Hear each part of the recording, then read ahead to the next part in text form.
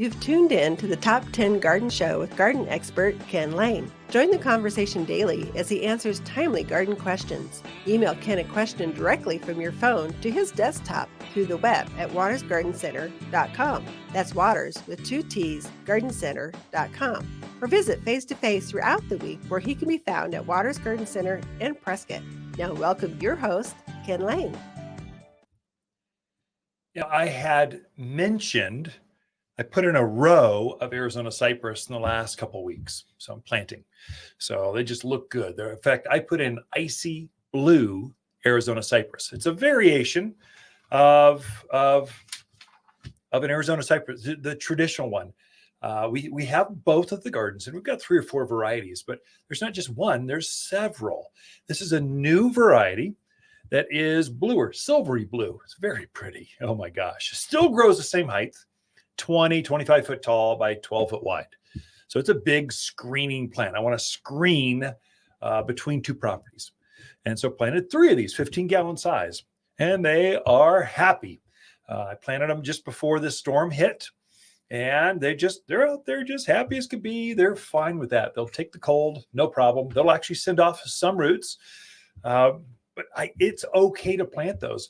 As you're looking at them, they're kind of like spruce trees. There's Colorado spruce, which is the spruce tree that grows wild here throughout northern Arizona. We're famous for those, and our fir trees. So we've got a lot of evergreens, and our ponderosa pines and our pinyon pines. We're famous for our evergreens. But Arizona cypress is also one of us.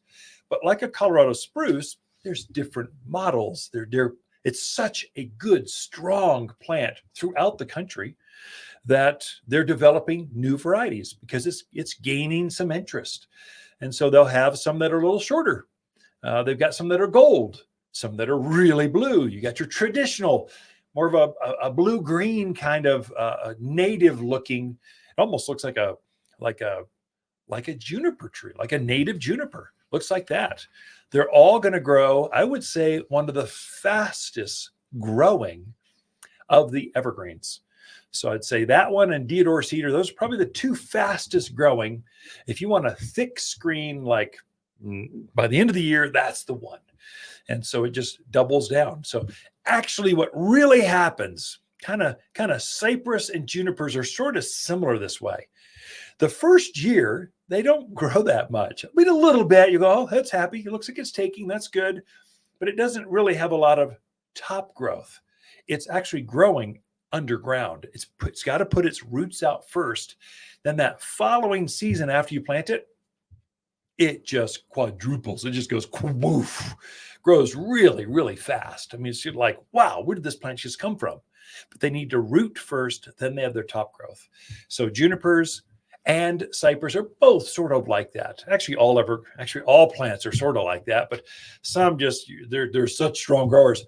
Autumn blaze maples, you got poplars, the quaking aspens. They just grow fast. They grow so fast all the time, but you'll notice that second season, they grow more than they did the first season. So, but particularly noticeable for evergreens.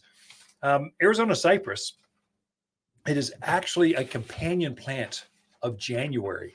So it's one that we feature. We partner that with another good looking plant in January with Austrian pine. So Arizona cypress, kind of a blue color. Pine trees are traditionally very green. So this is Austrian pine's a long needle pine. It looks like a ponderosa, but it holds its foliage right down to the ground. So it's much more shapely, much prettier landscape plant. And it doesn't get as big. So ponderosa gets 100 foot tall. I mean, it's just, this goes to the moon. Austrian pine gets down to about 30, 35. That's about where they tend to max out, about 10, 12 foot wide, just nice foliage right down to the ground, central trunk, branches coming off. It's everything you want to see in a nice, good looking pine tree. We partner that with Mint Julep Junipers. Now, juniper, hold on with me. So I know some of you are going, oh, junipers, I would never plant one of those. I have allergies. Not this one. It's a female. It doesn't have the pollen that a lot of the native junipers have, but it's just as hardy. Gets up about head high, head wide. It just kind of has this nice shapely 5-6 foot kind of step down size. It looks good year round. Partner that with Red Clusterberry Cotoneaster. This is another evergreen. So Cotoneaster, again, it's related to the native Cotoneaster that grows here. So it's very hardy.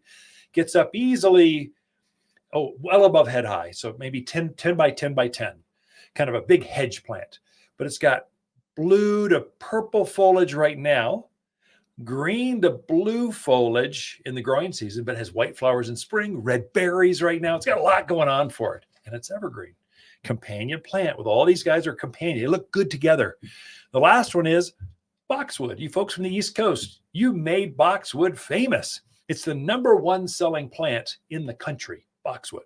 There's a lot of varieties. I kind of featured out Winter Gem Boxwood. I think it just has a prettier green to it that matches all these others. So for companion plants, those are the ones you want to plant in January because they just always make your January landscape outshine the rest. So that's Arizona Cypress, Austrian Pine, Mint Julep Juniper, Red Clusterberry Cotoneaster, and Winter Gem Boxwoods.